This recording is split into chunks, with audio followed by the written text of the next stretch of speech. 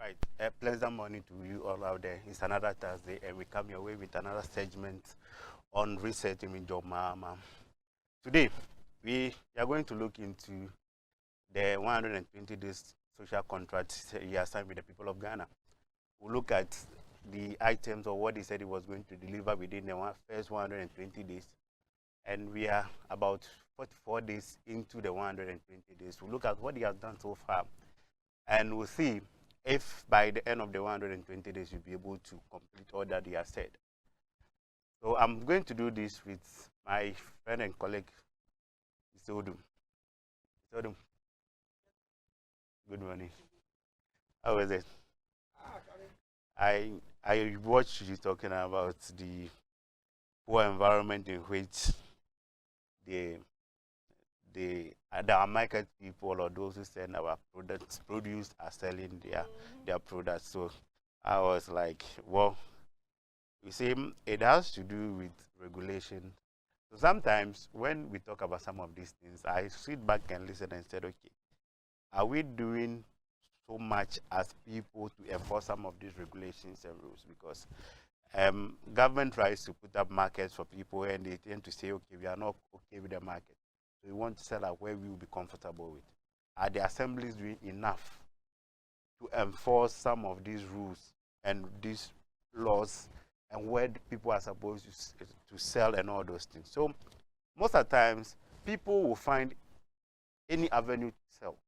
But if the people who are supposed to enforce these laws are not enforcing, you don't tend to blame the people. Okay, the AMA, we are in a class, so I'm talking about AMA. AMA will go to the market and is going to collect money from these people without asking them to do what is necessary, what is right. The gata issue and where the person was selling those vegetables. Don't think if AMA goes there and said you cannot sell your move, the person will still be there. From the person. Aren't you licensed the person to sell there? That is exactly what I'm saying. So you see, so I would have wished that instead of you to go there and go and collect the tax from the person, don't collect that tax and tell the person to move. That is what I'm saying. But they will go and collect it, and they will tell the person, Madam, maybe I'll turn it. But I feel that in as much as the caution that people should be cautious of where they buy, the anger should be directed towards the policymakers and those who are supposed to implement the policy. I agree with you. Yes. That I agree with you. But you see, there are, if they are not functioning properly, then we, the citizenry who are buying those, authorizing these things, your health should be important to you. I understand. Do you understand me? You see, that was why when I was talking, I was not blaming the authorities, because I would say they, to some extent, they have failed. Take those precautions. You understand? Look at somebody mashing kinky with his foot. Just sit for 2 seconds. That very particular, the person was arrested. You see, it came to light. That was how she was arrested. So if it hadn't come to light, what of those that haven't come to light? Are you with me? That's what I see. Those that haven't come to light are more. When they come to light, they get arrested. What if they don't come to light? I see more to do with the enforcement of our laws and the rules. You see, because if FDA monitors some environment where people sell this food and those things, and I'm sure this is a discussion we have. Yeah, we'll have to have another time. But you see, my issue is these people are selling. Take my route home, or my route to work. I go through, we like the same area, Santa Maria, right, La Paz. Look at the food vendors on the way. How many of them are inspected every morning? Do we see this? That's what I said. I have patrolled this road for almost 2 years. There's not a single morning I've seen health inspectors standing by somebody's food. But you know, the issue is that they need to be giving certification, especially those who sell food. Yes. They need to be giving certification. And they need to display it. Yes. So that when you get there, you know that, oh, okay, this woman's food has been inspected and it's okay. Well, we'll get to another time and talk about it. So now let's look at, you are resetting your Mahamah. Again, and just like I mentioned, we'll look at the social contract 120 days, 44 days into the 120 days, and we'll look at what some of his communicators have put us so far that they have done. Okay. But before then, let's look at what the promise was going to do within the first 120 days. I'm going to start some of them, I think you can just comment on it to see if that has been done already, because some of them are just straightforward. So then after that, we'll look at what he's done so far. I think we are almost getting close to 150 days. Almost. Yeah, we are in the this 44 days. Yeah, the second month. Yeah, so it's not actually 50 days, but almost to the 50 days. 6 days more to the 50 days. So that is what is been displayed. But now, today is the 44 days after he's taken office. After he's taken office, okay. So he said, okay, what he said he was going to do, he promised to nominate within the first 14 days the complete list of cabinet ministers for parliamentary approval. That I think he's been able to do. He's been able to do that. He on the 14th day, we have seen the final list. That day has been vetted, and almost all of them has taken office now. Yeah, they've started their operation. So we'll look at what they've been able to do so far. Next week, we'll look at ministry by ministry what they've been able to do. Okay. What they've been able to do. We'll look at the critical sectors, what they have been able to do after taking office. So I think we can agree that he's been able to nominate all his cabinet ministers. Yeah, all his cabinet ministers for the 14 days he has promised. Okay, he also promised to constitute the leanest and most efficient government under the Fourth Republic in his first 90 days in office. I think we are still within the first 90 days. He's appointed some of the deputy ministers who are yet to be vetted. So in terms of the ministerial nomination, I think he's still within the number that he said he was going to work. He said 60, right? Yeah, he said 60, and I think he said he's going to go with the 60. Yeah. He has promised that he's not going to exceed that. So if you look at the deputy ministers he has nominated, we are left with 4. Okay. So we'll look at which ministry is going to get a deputy, aside the 9 or the 13 that he has put out. Okay, but to measure the efficiency of the ministry, I don't think that we can do it now. No. So no. I don't think that should be even included. Well, we can say to consider the leanest government within the first 90 days. That can be accepted. Yeah. But how efficient and efficiency here, we cannot match efficiency because obviously within this short time. They just started, so efficiency we have to wait and see. Okay, establish a robust code of conduct and standard for all government officials. The third one, that also I think he started with the assets, which he has done. He has done that, and he's given the appointees. The appointees up to March. Yes, 31st March. 31st March. All of them need to declare. It's either you declare or you are going to be removed from office and suffer some severe punishment. Why doesn't he extend it to all parliamentarians? No, you see, with that, I'm sure, you see, because we operate with the arms of government, I am so sure that he does not want to frustrate his part from the executive that, Parliament has their own. They need to do so, and that should be ensured by the Speaker. The Speaker. Okay, I believe strongly you want to deal with the executive. But I am of the view that with time, they should extend it to all parliamentarians. Because the kind of republic and what we practice, we look at the various arm of government and how independent they are supposed to be, even though some of them work together to achieve common goal. Okay. But some of the issues, I think that just like the judiciary, they have their own rules of operation. Same to the House of Parliament. So I think that now he is promising what he has authority over in terms of the executive arm of government. Yeah, they are responsible to him, so definitely he can extend that. Yeah. But I think that it should be extended. In fact, because you see, the reason why I'm saying this is there's an issue coming up which we are not discussing that.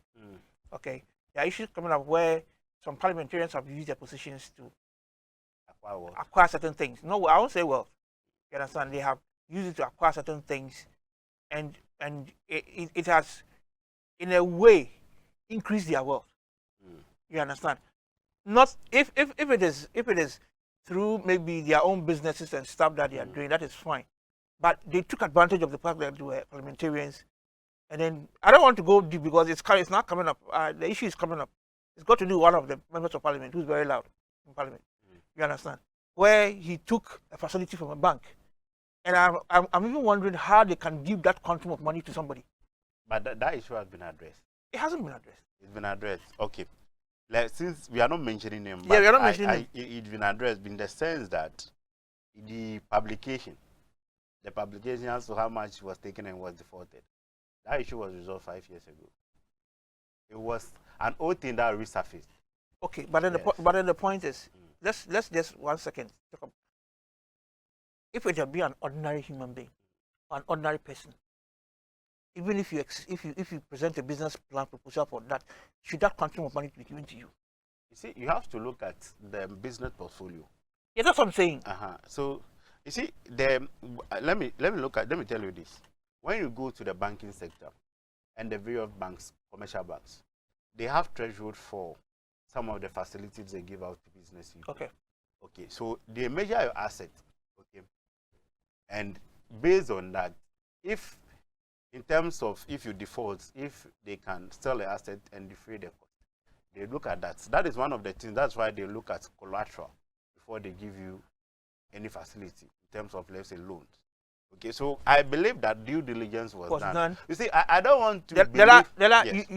You are speaking rightly as what is supposed to be done. Yes. But I could bet my last pesewa that due diligence was not done. You see, until you are able to adduce evidence to that effect. Yes, but that's what I'm saying, that somehow the position was used to lobby for that. Because no. Anyway, you let us know that. Let's go on. Let's go on. Let me also make this point. You see, the fact of this matter is that, you see, everybody in position of authority, even let me tell you, in the bank, there are some advantages the bankers get in the bank. Yes, I know. By the fact that they work within that bank. See, yeah. I work in the bank and I know what you can take. Yes, everything that happens in this Ghana. See, you can see, that's why it's very difficult for people to talk about conflict of interest and for you to decipher what exactly is to be termed as conflict of interest. Okay. Because you see, most of these things are through recommendation. Okay, this person is my guy. I know this person is doing this. He's going through this. Can we assist to get this facility? Those recommendations goes every day. It cut across. So sometimes, I believe that there should be a general discussion about what should be termed as conflict of interest. Okay, if you are unduly using that position to satisfy your gain, unduly, the word is unduly. Okay. Yes, we can talk about conflict of interest, but if you go through the due process and acquire the facility using what is necessary, that's what I'm saying. That so you don't believe that somebody pulls some strings somewhere just to give it because of who he is. See, I am not trying to justify wrongs, but what I'm saying is that you know the quantum of money involved. Yeah. Oh, I have seen everything. There are 2 trenches of facilities. Let's go on. Let's go on. Okay, so I think that is the third one. The third one was supposed to establish a robust code of conduct and standard for all government officials.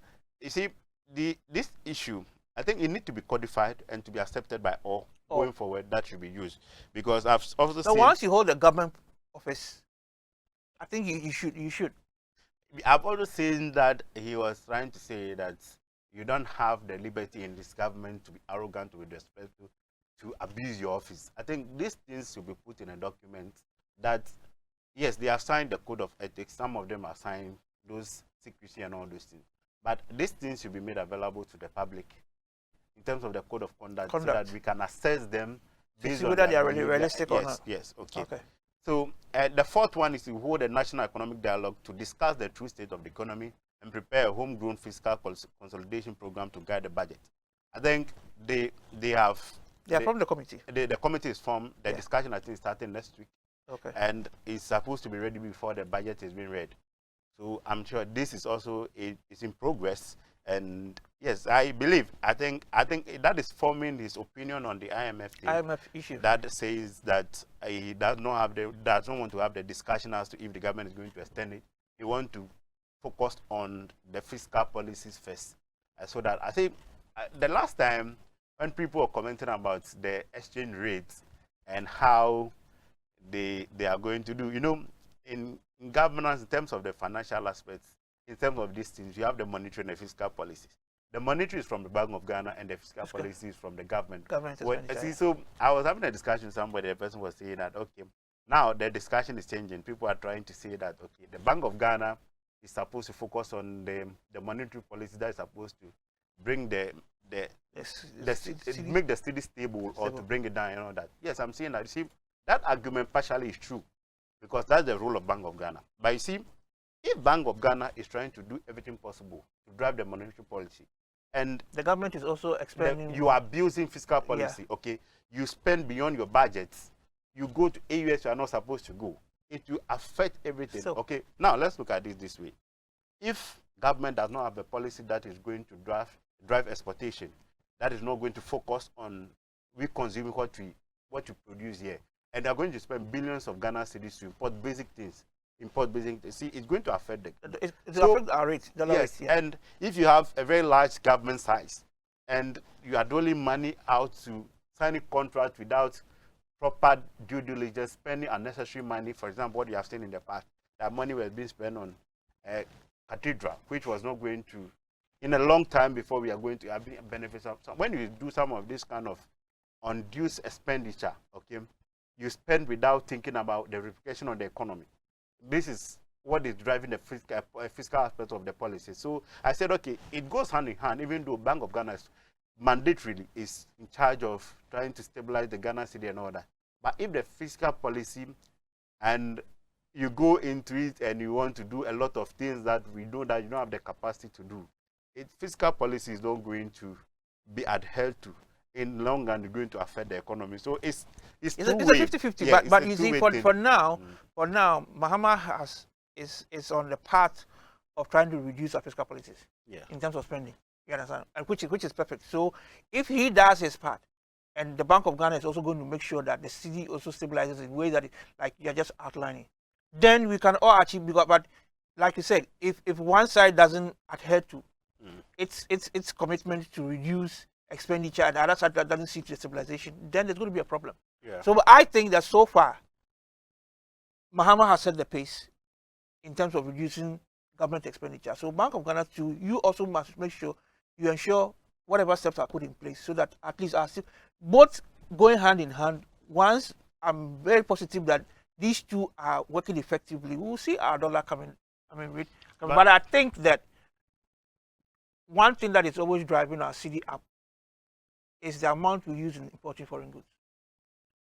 Yes. You see, you understand? And that one is neither the government's expenditure nor the Bank of Ghana. No. It's neither the two because we are spending more in importing goods. You see, government policy is what can help us reduce this importation of foreign goods. I will not entirely agree with you. Let me explain to you this. There are so many drivers to what affects the local currency. The local currency, okay. Okay, one of them is if Bank of Ghana brings a policy and says, okay, you cannot transfer more than $100,000 or $10,000 for the, and we have seen a local market that is driving that without regards to the regulation by Bank of Ghana, and Bank of Ghana stand alone. Okay, if you tell me that I cannot price my commodity in terms of, especially those who are in the real estate, you cannot price it in dollar, and everywhere you move, you see that things are being priced in dollars. It affects the currency. That is one. See, largely, it's about enforcement. That is my only issue. That you see, we have all the fine laws that will guide us, but the issue has always been about implementation, enforcement and implementation. Okay, because most of the time, you see, if you are pricing your local things in foreign currency, it devalues your local currency. That is one. So if you look at all these things, so that's what I'm saying, that you see, the main people in terms of stabilizing the economy is the government and the Bank of Ghana. Government on the fiscal aspect of it, and the Bank of Ghana on the monetary aspect of it. You see, if the Bank of Ghana can go and print in excess of what the law says they should do, you see, you are trying to put in more money in the economy. You see, some of these things affect the economy badly, and we have seen that in the past. So I'm just saying that, okay, we have all the laws. Let's operate within the rules. Okay. If enforcement has to go on, yes, it has to go on. You see, you don't allow people to abuse the system, which to the long run affect everybody. But there are touching on the importation of this. You talk about real estate. Yeah. And you talk about pricing their products in dollars. But you see, some of these people also import their commodities in dollars. No, see, so You understand? So you are asking me to use foreign exchange to go and import my goods, come and finish, and the finished product, you want me to price them in local currency? No, you need to. You need to do that because, see, the issue is that you No, are but selling. I agree. Yes. I'm trying to agree with you. But over here, I am pricing I have finished my project. Okay, it cost me $100,000, which is about 1.5 million Ghana cedis. So I have priced it at 1.5 million Ghana cedis. In the space of 4 or 5 months, the dollar goes up. Okay, to let's say 18 Ghana cedis. I have priced my thing at 1.5. Do I still push it again? No, that's what I'm saying. That you see, it because you understand because indecision affects the stability of the dollar, of the local currency. If you are able to maintain, if the local currency is stable for a good number of months, okay. And you see, the reason why you cannot tell me that you move from here to the United States of America, you are selling in the US, you said, okay, you are going to sell in any other currency than the United States. Nobody will allow that. So basically, nobody will allow that. Okay. Let's strengthen our currency. If you are able to do that, our currency will be strong. Okay. And also, one of the things is that when you come to Africa, everybody is spending in his own currency. That is, you see, when you go to Europe, they spend in euros. You go to UK, they spend in pounds. Okay, for UK, for instance, have multiple countries within, they all spend the same currency. When you go to Europe for itself, across board they spend in euros. Why is it that we have talked about Africa trying to come up with one currency? You see, for a very long time, you have not been able to do that. So you move from here, you are moving from here to Togo, you need to change your money to CFA. You move from here to Ivory Coast, you need to change your money into this. You move from here to Nigeria, you need to change your money into Naira. This is one of the reasons why I am not siding with these Francophone countries who have pulled out from ECOWAS. But you see, we've had ECOWAS for so many years. And this, I'll call it simple. This simple currency thing, we've not been able to resolve it. You see, most of these things are about interest. It's about interest. Let's move on. Anyway, you know, Africa itself is partitioned. We have the Francophone somewhere, we have the English somewhere, we've got other countries somewhere. So you see, even our partitioning has been the problem. Because some of these, until these countries, Francophone countries pulled out, but it was France that was supporting their economy. So how do you go and tell them that we are shifting to another currency? So until these partitioning or these colonial masters are out of the picture, which some of them I think we should try to do, I think this currency thing will be a problem. I'm sure we'll get there. It's just little by little. At least those who have common interests will be able to start. Well, let's see how it goes. So the fifth one out of the things for the 120 days, within my first 90 days in office, scrap the following draconian taxes to alleviate hardship and ease the high cost of doing business. 1. E-levy, COVID levy, 10% levy on betting winnings, and emission levy. Okay, so these are the things he said he's going to do. Going to scrap this. The term is of draconian taxes. E-levy, 1. COVID levy, 2. 10% levy on betting winnings and emissions levy. You see, the tricky part here is this. When we went to IMF, all these taxes were factored in as revenue that we are going to collect. You understand? And it formed part of the total revenue that we are going to generate to be able to pay off this IMF. Now the challenge here is you have come and you want to scrap this. Are you scrapping this to replace it? Because as far as I know, you are telling me you're going to be generating $3 million every month to pay the $3 billion that we are giving you. And I asked for a breakdown of the $3 billion, and you gave me all these taxes. Now you are coming and telling me that you are going to take off these taxes. So that $3 million that you said you're going to pay, that's the previous government promised you're going to pay, it's not going to be up to. So how are you going to make up? Okay, Mr. Odum, this is it. You see, I think that is the challenge. The e-levy, for instance, okay, the amount that was projected to be revenue we are going to get from e-levy, we didn't generate it. We have not been able to. And if we see the impact of e-levy on business, okay, for instance, I operate a small business. and I do Momo transfer, I need to transfer money to the businesses I do. If I have a capital of 10,000 cedis, and I need to, maybe I deal in a second-hand clothing, and I take my things from about 10 vendors, what automatically I'm going to give each of them 1,000 cedis. And you are going to lose 20 cedis on each other. Yes. Okay. So that 10,000 on my capital, I'm not going to get. You won't get 10,000. Yeah. So when I am done, or I'm selling to people, let's say I do online, and people are trying to buy from me. People who are going to send the money online virtually, you need to pay the money virtual.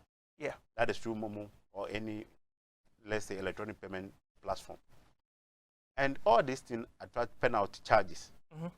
So if I have, let's say, 10 cedis to acquire one cloth, and let's say is that 10 cedis, I have only 10 cedis, I'll look for a possible way out. So in that case, I'm not going to do that. Mind you, the monies that have been sent through this electronic means also help the economy.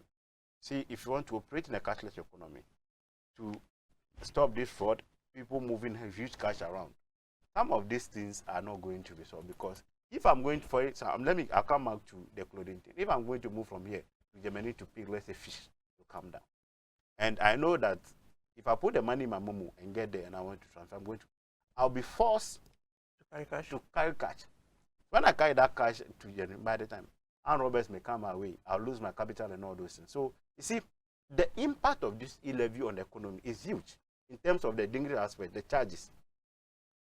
When it started first, because for instance myself, everyone was laughing at, was like, okay, those are huge, like because mostly do the Momo, and they were like, okay, you are helping to build the cathedral, because the charges were just wild.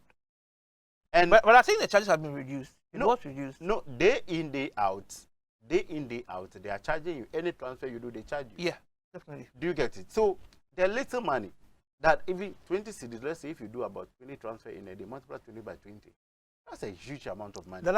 My issue is, like I was trying to establish, you have proposed these taxes as a way of paying for the loan. So then, if you are going to scrap it, how are you going to pay the loan? No, you see, okay, now they said they are going to do reintroduction of the road toll.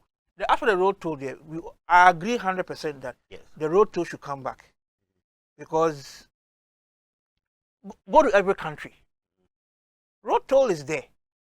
You would just took the thing up because you wanted to bring this thing. And me, road toll, I don't have a problem with road toll. If they bring road toll back, fine. So you are bringing road toll back. Which one again? Okay. Government is cutting down on expenditure in terms of the number of appointees. That is one aspect. Okay, that is also one aspect of it. Okay, yeah. And they said they are going to be fiscally prudent. Okay. So most of the things that are not necessary, they are not going to spend on it. Okay. Now they are saying that no appointee can fly first class. First class. All those things are supposed to just cut down expenditure. Yes, okay. And bring down them and accumulate some kind of more money. I am saying that, you see, most of these monies that we get from this, for instance, COVID levy. See, people import a lot of cars, and now these things are high because of some of these levies. When you look at the import duties, but COVID levy, I'm surprised it's still lingering. What is the purpose of paying COVID levy as at now? What is the justification for us still paying COVID levy? Yes, that is the issue, because COVID is long gone. And I can bet my last bet on this, that most of these levies that we pay, they cannot pinpoint what this money is used. That is the part where people are agitated and want to see them scrapped, because after all these things that you did, this COVID levy, even accounting for the COVID levy, I'm sure it's going to come up later on and it's going to be a problem. And look at this 10% levy on bet winnings. Okay, people charge. Okay, there are taxes generally on bets. Okay, if you take a bet, the betting companies pay taxes on the states. On the states, yeah. For okay, their somebody activities. has struggled to stake for some time now, and the list the person has won, government says that, okay, I'm going to take 10%. When you did not contribute to the money. When you did not contribute any money. Okay, understand. But in some countries, they charge on bonus. Okay, when you stake bets, there's the actual winnings. In the actual winnings, you get there's a bonus on it. Okay. The thing to do is that since the company is giving you bonus. On that bonus, if you take a tax on it, nobody minds. Okay. But not the person's actual winning. What is the sense in that? That if they, you see, people are not against the tax. When people get agitated about a payment, it is simply because they don't see what that payment is being used for. That is all. All these taxes that people are screaming and yelling that we should scrap them, it is because we don't see it. We don't see what is being used for. You understand? And okay, right now I'm beginning to agree with you that okay, government has put in so many measures to cut down on expenditure. So then okay, we can, because me, I know that even though he was loud on stage and say we are going to cut these taxes, I knew there was going to be a problem because IMF had already factored this one in. So now that we are cutting costs on government expenditure on it, I think we can. And one of the things you should also look at is that about a large chunk of the ministers that have been appointed are members of parliament. So in terms of salaries to them, they are not going to take double. Okay. If you are a minister, you just get some allowances in addition to for being a minister. Yes, in okay. addition to the salary received as an MP. So you are not paying. No, but yes, I think ideally we can pay you as a minister, but we won't pay you as a parliamentarian. That's what I'm saying. Is that what they do normally do is that there are some small allowances in addition to your pay as. So it comes in one. So no, but easy. If I'm a parliamentarian, I'm taking my 7,500. Okay. Bizodu. I'm a minister. Bizodu. Yeah, no, I'm coming. Yeah, I'm a minister. You are giving me 20,000. Scrap this and give me this. But if you are going to give me allowances, you should not give me the 20,000. I don't want this one. I want this one. What I'm saying is that, you see, are you getting my point? Okay, so if, for instance, let's say Sam George, as a member of parliament and a minister for communication and innovation and all that, what it means is that if, for instance, should the government of your Mahamah appointed a different person aside, so what it means is that person is going to attain all the full benefits of being a minister, and Sam George is also going to get the full benefit of being an MP. An MP. But this one, in terms of a driver, the police officer, and all those domestic and all those things, is going to be in one. Okay. So that aside, that has been slashed. In terms of the normal receivable, in terms of their salary allowance, you just get some little allowance at performing the ministerial duty in addition to your MP salary. But that's not fair. That is okay. It's okay, but it's not fair. Why is it not fair? Give me my minister's That's salary. What I'm saying is that. And then take the parliamentarian. Yes, so you see, because the way they do the accumulation, they add it to it. So they said, remember, yes, like, okay, the normal explanation is that you get some allowances to that effect. Would allowances an MP who is not a minister will receive lower than what a minister receives, but definitely not the double. An MP who is not a minister, yes, will receive lower than. Yes. Okay, yeah, that's sure. Yeah. Sure. Okay. So the number 6, within my first 190 days in office, review taxes levies on vehicles and equipment imported in the country for industrial and agricultural purposes. This is great, and I think if this is done, it will help the agri sector. Yes, okay. 7th, commence drafting needed legal amendment and prepared implementation of 24-hour company under the office of the president. And now, okay, I know Gustano has been the one appointed to be in charge of this 24-hour economy at the presidency. But some of the ministers, they have announced that yesterday, the Minister for Foreign Affairs, Samuel Okudzeto, has now announced 3 shifts at the passport office. Passport office, okay. From 7 to 9. 73, then 3 to 11, 11 to 7. Okay. So they have a 3-hour shift. And I've also seen the Minister for Communication also saying same. The MD for, I think, Ghana Publishing something also said is going to start with the 24-hour economy. He also announced that. Okay. Okay, so a lot of the MDs, the CEOs, and the ministers have started the implementation. And if at the passport office, let's say, that's what that place is important. We used to have one person working, and by the time it closed, we are going to employ about 2 different people to come and take over from that person. But Dela, yes, my issue is this: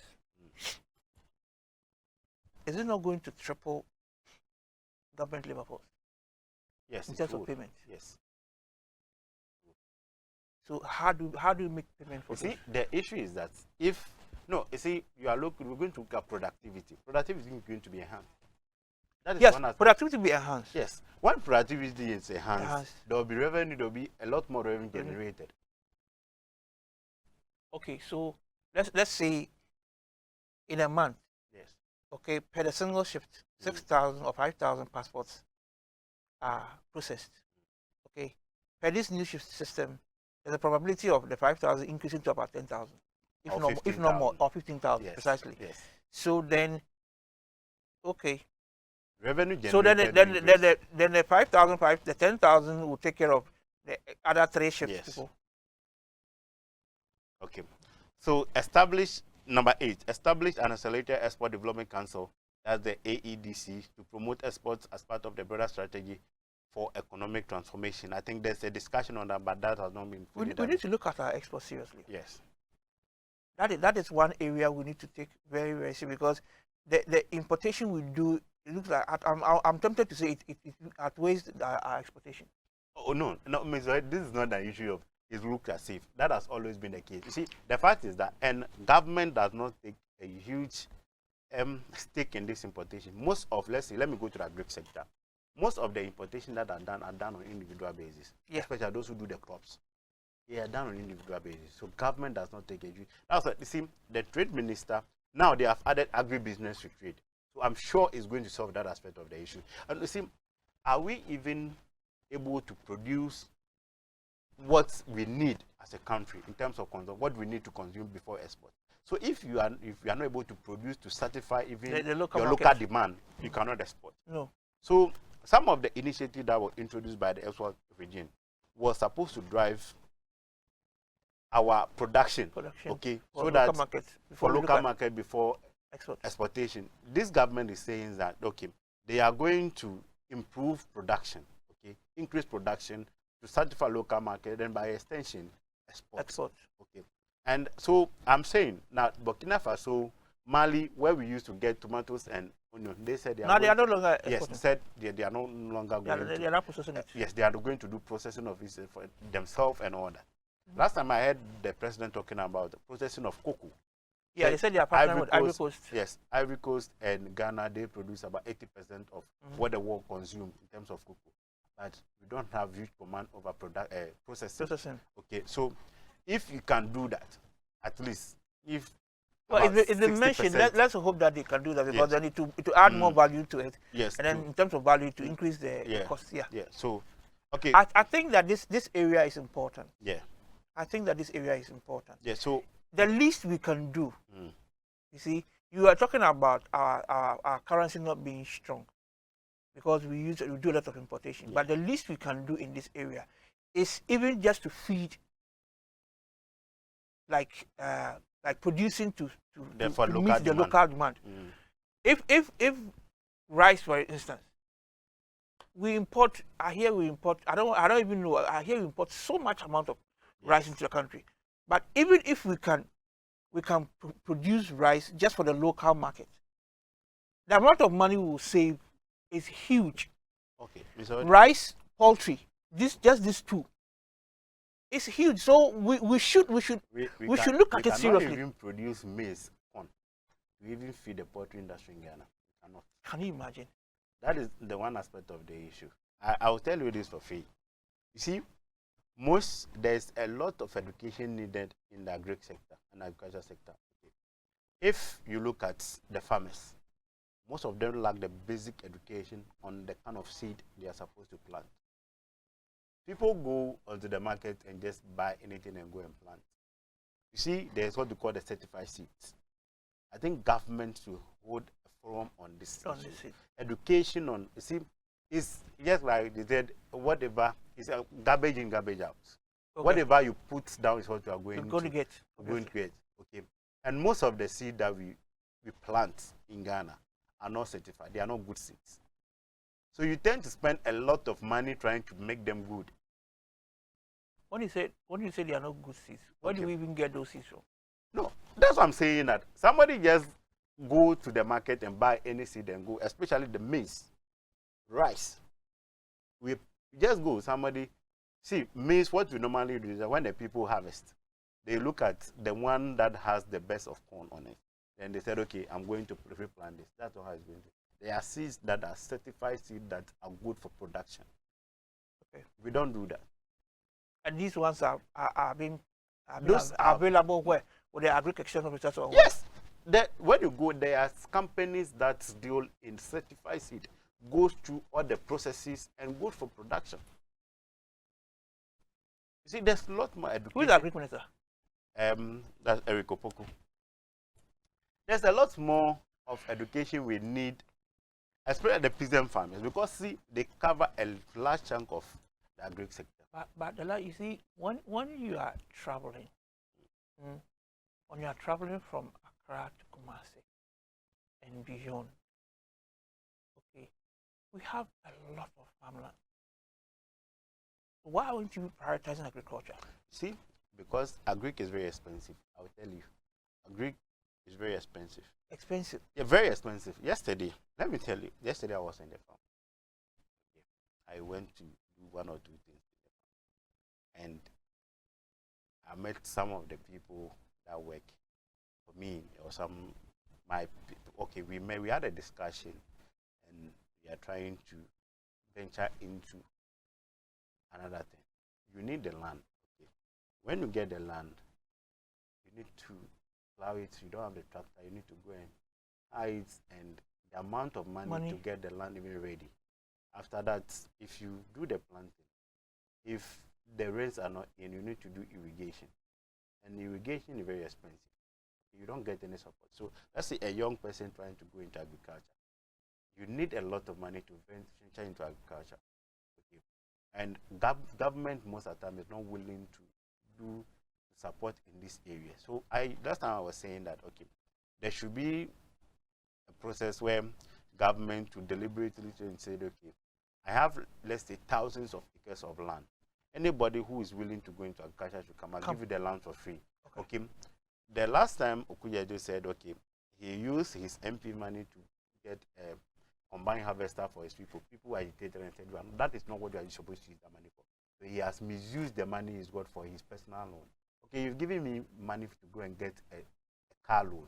And I said, okay, you have a better use for it. Combine harvester of my people are agitated. I said, but that is one of the most creative aspects of using the car loans that they get.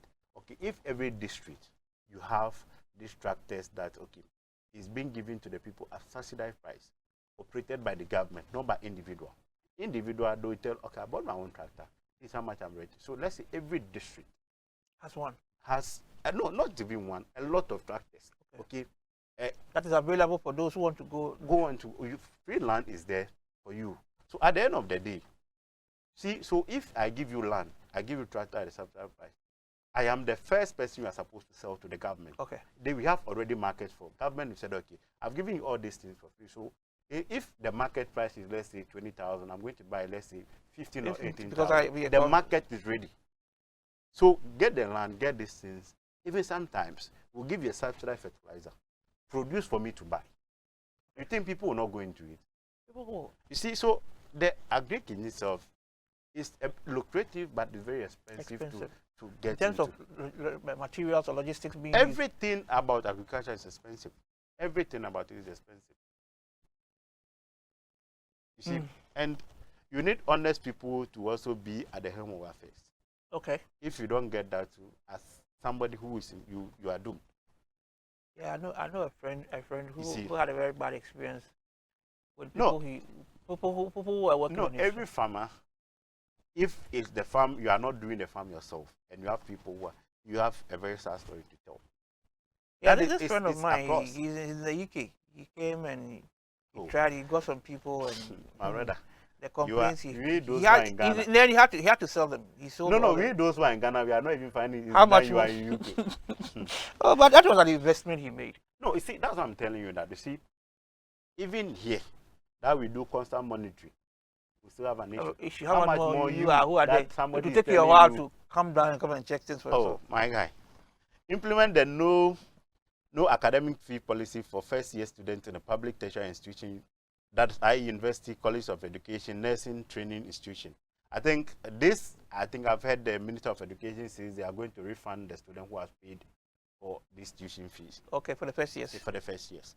So that also It's in the process. Introduce the following social intervention: free tertiary education for person living with disability, the Ghana Medical Trust care, the Mahamah cares. I think this also, I've had a discussion on that.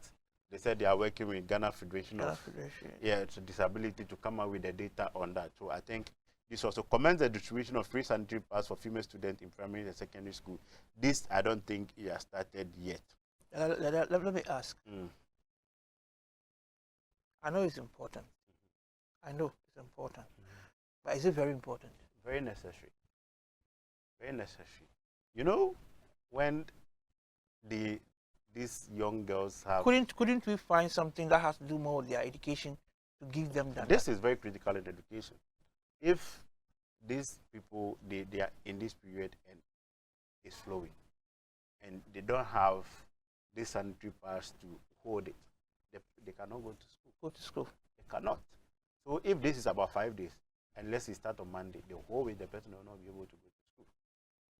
This is very critical. See, I always look at, let's pay attention to the very basic details in the things we do. This is very critical. Okay. And Danny, you know Danny? Danny and the wife, they have this NGO they work with.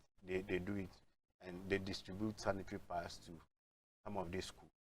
And if Danny is here and is telling you how this intervention is able to help these people, especially those in the rural areas, you marvel. Sometimes they fight over these sanitary pads.